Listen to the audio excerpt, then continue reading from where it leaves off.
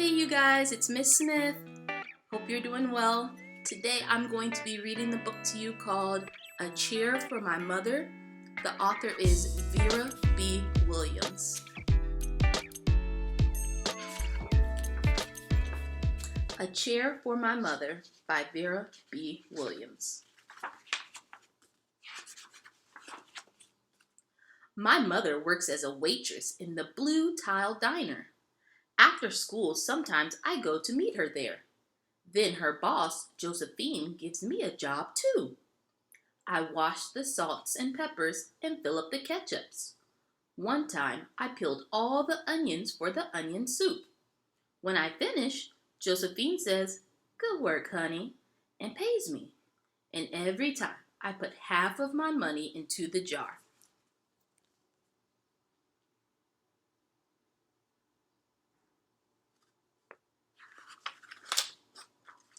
It takes a long time to fill the jar this big.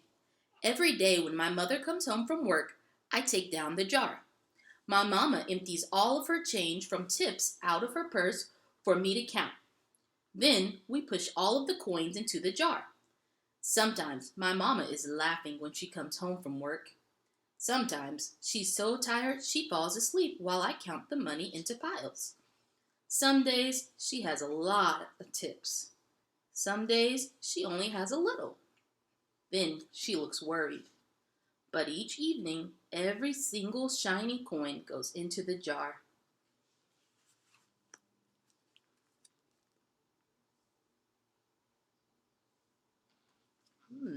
What kind of coins can you see? I don't see any copper brown ones, so there's no pennies in there. So it's probably just quarters and nickels and dimes. We sit in the kitchen and count the tips. Usually, Grandma sits with us too. While we count, she likes to hum. Often, she has money in her old leather wallet for us. Whenever she gets a good bargain on tomatoes or bananas or something she buys, she puts the savings they got into the jar.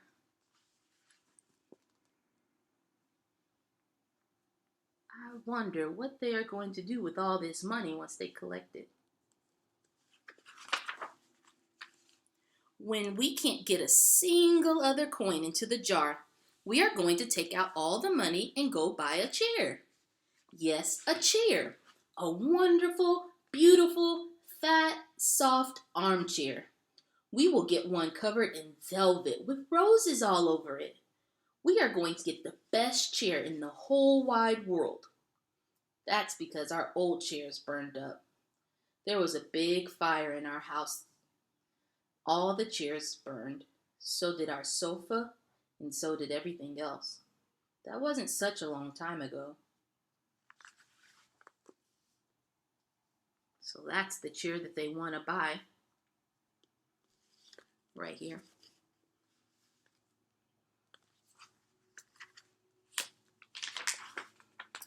My mother and I were coming home from buying new shoes. I had new sandals. She had new pumps. We were walking to our house from the bus. We were looking at everyone's tulips. She was saying she liked the red tulips, and I was saying I liked the yellow ones. Then we came to our block.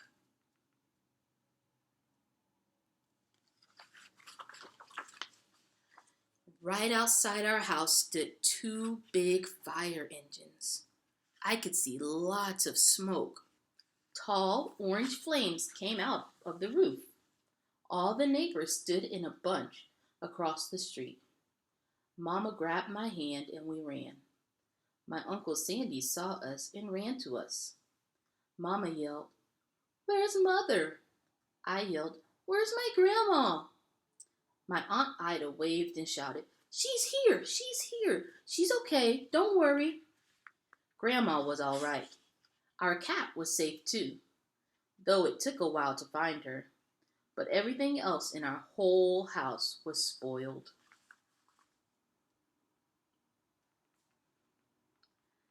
That must have been very scary. What was left of the house was turned to charcoal and ashes. We went to stay with my mother's sister, Aunt Ida, and Uncle Sandy. Then we were able to move into the apartment downstairs. We painted the walls yellow. The floors were all shiny, but the rooms were very empty.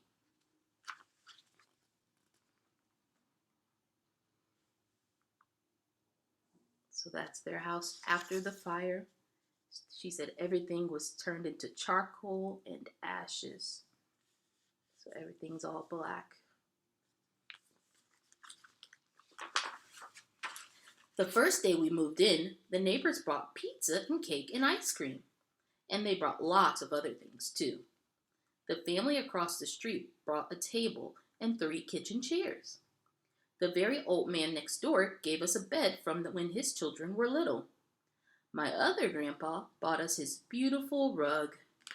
My mother's other sister, Sally, had made us a red and white curtains. Mama's boss, Josephine, brought pots and pans, silverware and dishes. My cousin brought me her own stuffed bear. Everyone clapped when my grandma made a speech. "You are all the kindest people," she said, "and we thank you very, very much. It's lucky we're young and can start all again." Those were some very kind neighbors to bring them all of those things.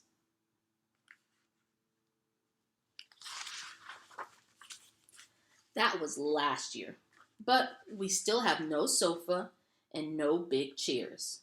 When Mama comes home, her feet hurt. "There's no good place for me to take a load off my feet," she says. When Grandma wants to sit back and hum and cut up potatoes, she has to get as comfortable as she can on a hard kitchen chair. So that is how come Mama brought this big jar from the diner, and all the coins started to go into the jar. Now the jar is too heavy for me to lift down. Uncle Sandy gave me a quarter. He had to boost me up so I could put it in. Look how full that jar is. And I see a little coin over here that didn't make it. It has olive branches and oak tree on there. It's worth 10 cents. What coin is that? After supper, Mama and Grandma and I stood in front of the jar. "Well, I never would have believed it, but I guess it's full," Mama said. My mother brought home little paper wrappers for all the nickels and dimes and quarters. I counted all of them out and wrapped them all up. On my mother's day off, we took all the coins to the bank. The bank exchanged them for $10 bills. Then we took the bus downtown to shop for our chair. There's a picture of them at the bank.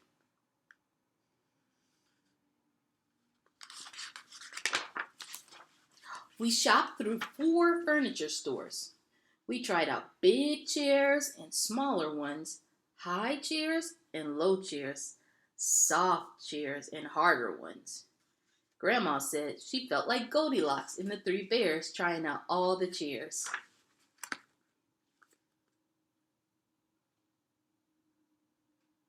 So Grandma made a connection. Finally, we found the chair that we were all dreaming of, and the money in the jar was enough to pay for it. We called Aunt Ida and Uncle Sandy. They came right down in their pickup truck to drive the chair home for us. They knew that we couldn't wait for it to be delivered. So there's their perfect chair.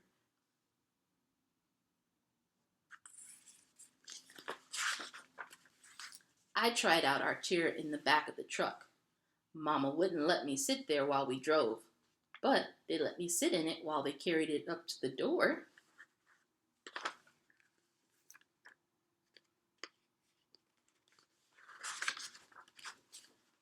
We set the chair right beside the window with the red and white curtains. Mama and Grandma and I all sat in it while Aunt Ida took our picture. Now, Grandma sits in it and talks with people going by in the daytime. Mama sits down and watches the news on TV when she comes home from work. After supper, I sit with her and she can reach right up and turn off the light if I fall asleep in her lap.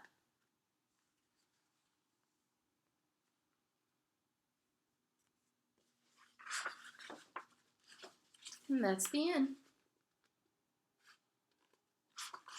Hey, how'd you like that book? Was it a good book? Okay book? Didn't like it? I like that book because they had a goal. They wanted to save enough money for their chair. They followed through with their goal. They kept saving all their money until they had just enough. And then they bought the chair. Thanks for listening. Hope you guys have a wonderful day. Bye.